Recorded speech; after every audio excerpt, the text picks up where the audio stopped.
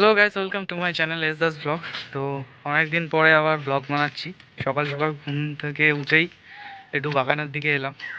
প্রচণ্ড বৃষ্টি হয়েছে, তো এখন আম বাগানেই রয়েছে। আমাদের এদিকে আম বাগানটাই বেশি। তো এখন আমের সময়।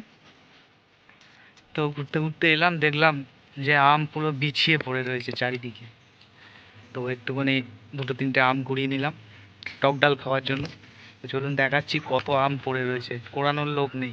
সো এই দেখুন, রাতের দিকে একটু হালকা ঝড় মতো হয়েছে। দুদিন ধরেই হচ্ছে বৃষ্টি। তো কালকে একটু হাওয়া চলেছে। তো দেখুন কত ছোট ছোট আম পড়ে রয়েছে।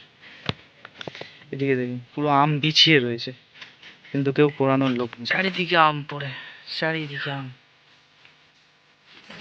ছোট ছোট আমও রয়েছে, বড় বড় আমও রয়েছে। তো আমি এই তিনটে নিলাম বড় বড় সাইজ দেখে, কুড়িয়ে নিয়েছি, পারিনি। এই গাছে দেখুন আম ধরেছে, দেখুন।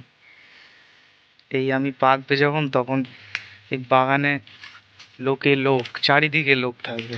শুধু এই বাগান না, এই যত দূর দেখতে পাচ্ছেন এই চারিদিকে আম বাগান, চারিদিকে আম বাগান। যেখানে যাবে, যত দূর যাবে তত দূর আম বাগান।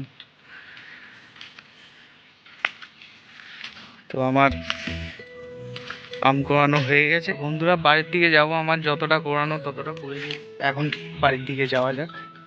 বেশি দূর যাব না, বৃষ্টিতে চারিদিক ভিজে গেছে। এবং এই জলের সময় বাগানের দিকে বেশি না আসাই ভালো, কারণ অনেক জলা জঙ্গল ডুবে গেছে।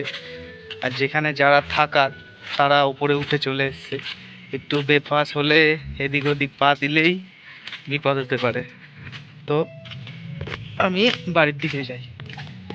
এই দেখুন খানা দেব, জলে ভর্তি পুরো। এই যে লাল লাল জল দেখছো, এগুলো হচ্ছে আম পাতার রং। আম পাতা খানায় পড়েছিল, জল পড়েছে, তারপরে রং হয়ে গেছে লাল পুরো।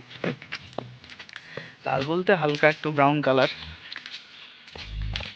তো এই চারিদিকে বাগানে আম ভর্তি করে, কিন্তু আমার যতটুকু দরকার কুড়িয়ে নিয়েছি। এই এরকম আরও ভিডিও আসবে, আমের সিজন আসছে।